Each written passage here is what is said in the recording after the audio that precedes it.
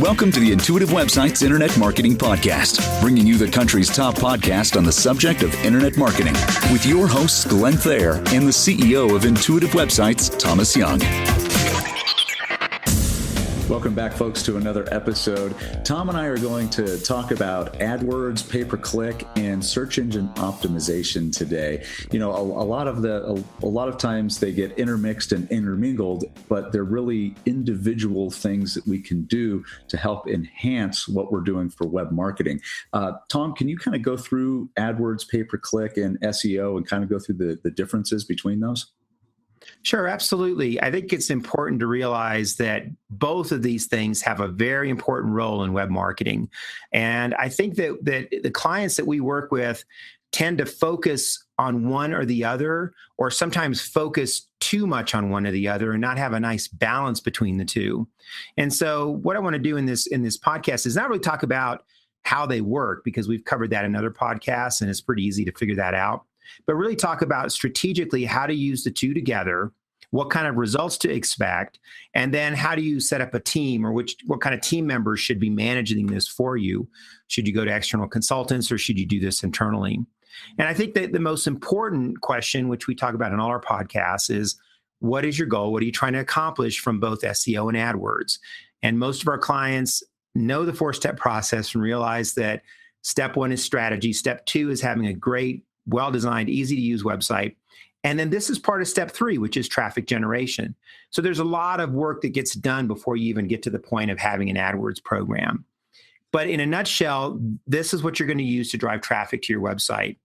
And to kind of summarize what's happening with SEO and PPC, I can really do it really quickly. SEO now is much more of a broad nature based on content and is much more left in the hands of Google. It's really a long-term process now of getting yourself found, and everything's so competitive, and it's hard to get those visitors to your site. So you have to work even harder on a multitude of things, which include content and coding and so forth. So SEO is kind of a long-term involved process, and SEO has to be a shotgun approach. You have to go big and broad with SEO, because for the most part, you're going to find targeted niche terms. And Google's in control of the terms and the people that come to you.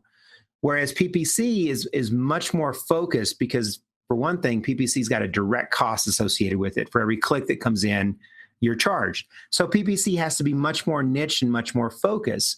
So what we generally recommend to our clients is that pay-per-click, whether it's AdWords or MSN or Bing, is used to supplement what you're doing on SEO. And that really is one of the best strategies you can do with pay-per-click. So here's the big question that comes up, because obviously you look at SEO and we're looking at more organic, you're looking at long-term. If you combine that with AdWords and PPC, let's just take Google, for instance, will your Google rankings go up because you're spending money with Google?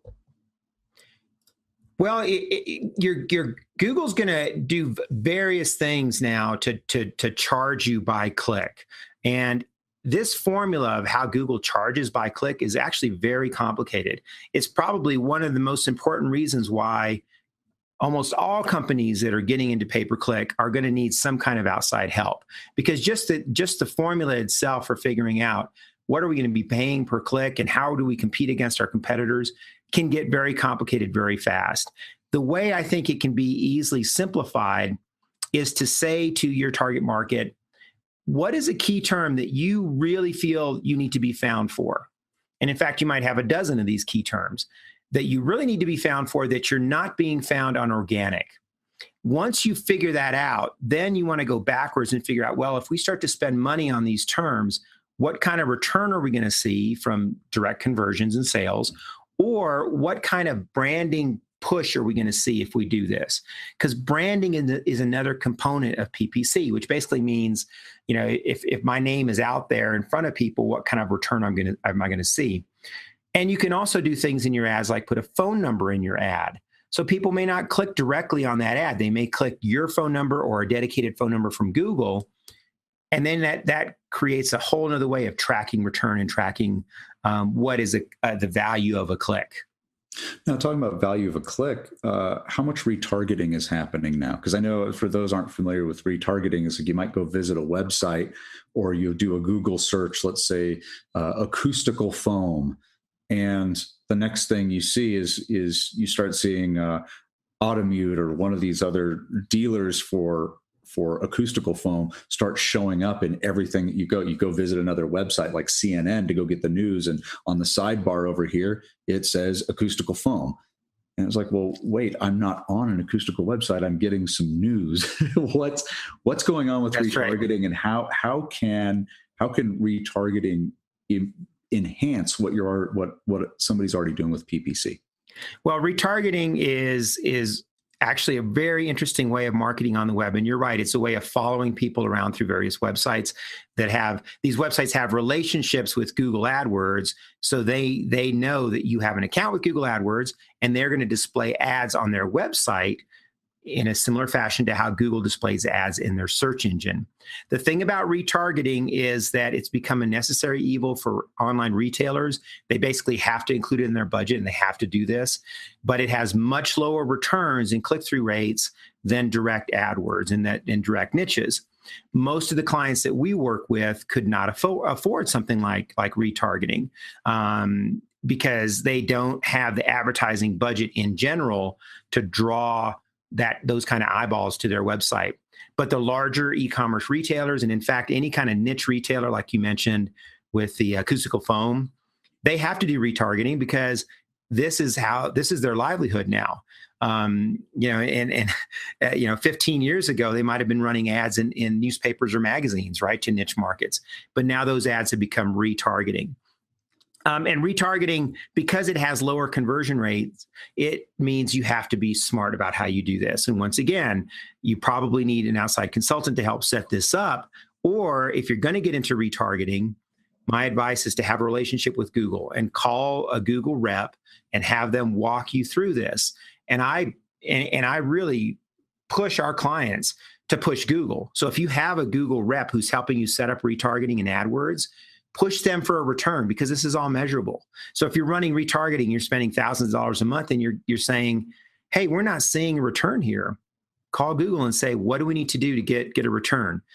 Google's a great resource at this because they know what it takes to get a return. Right. They've seen it with tens of thousands of other clients, and they can walk you through that. And I would hope that the Google rep would be honest enough with you to say, probably not going to see a return there. Probably not an area you want to focus in. Maybe let's divert our efforts into other areas.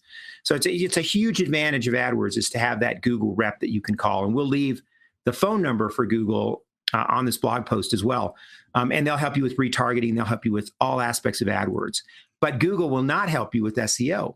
They'll send you to tutorials or pretty much generic content saying, this is how SEO works.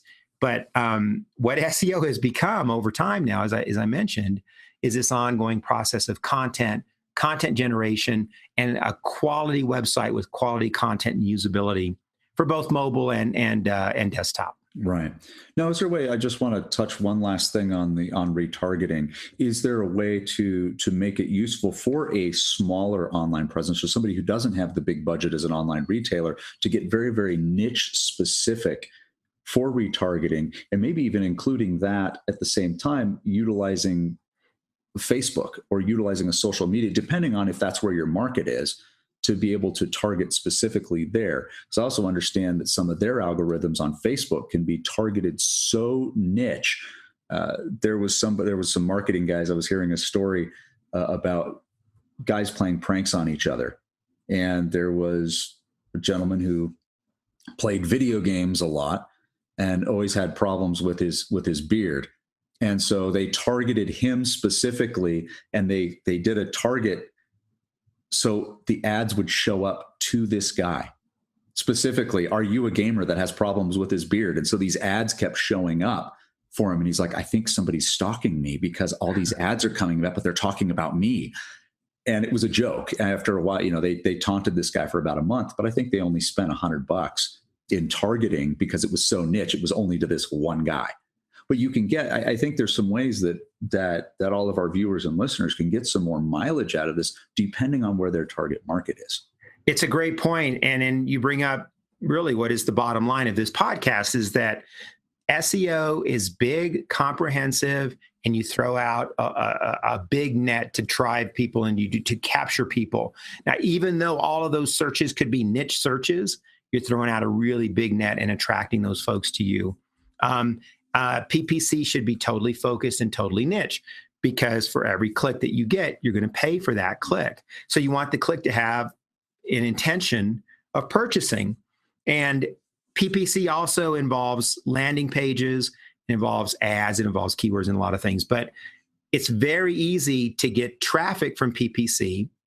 It's also easy to get conversions, but unless you have a niche and targeted program, like you mentioned, something that is so obvious it's a great match and fit, you're not going to see the results. We're working with a client right now that's spending 6 figures a year in PPC, getting traffic, getting conversions, getting inquiries, but the net that they're throwing out is so big that most of the inquiries that come in are really just looking for information. They're not qualified. They're not really ready to move forward. So that program has to be revamped because it's not producing the end result. It's helping them with their brand, but the SEO is doing that too. If you do a brand search, they're found. So the key thing I think I want to leave you with as far as what you just said is very important, is that use PPC for niche, even by local or regional searches, and you use SEO as a broad approach. Now, I will say one more thing about PPC and Google. Google wants to make money on AdWords. So if you start a campaign and you use the term, acoustical pads or whatever they might be, you're going to get searches for anything to do with acoustical products, because Google throws out a huge net unless you very much target your keywords. And you do that when you set up your PPC campaigns.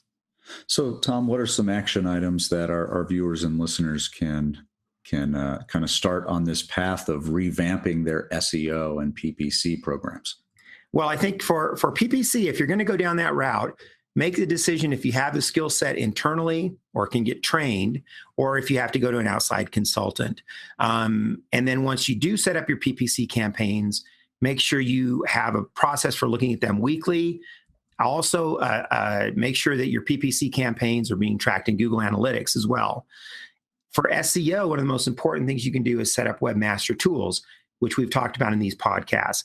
That's the number one way to track SEO effectiveness.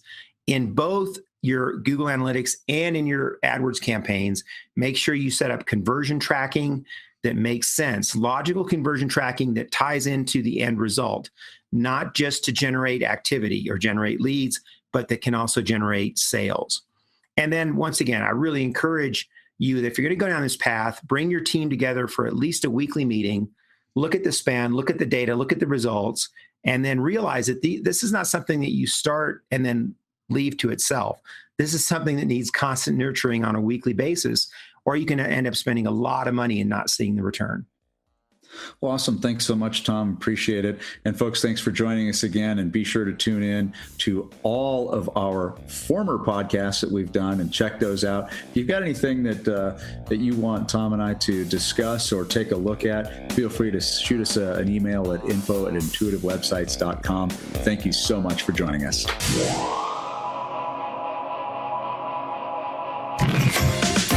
This has been an Intuitive Websites Internet Marketing Podcast. For more information and to see all the available podcasts and much more, visit intuitiveblog.com.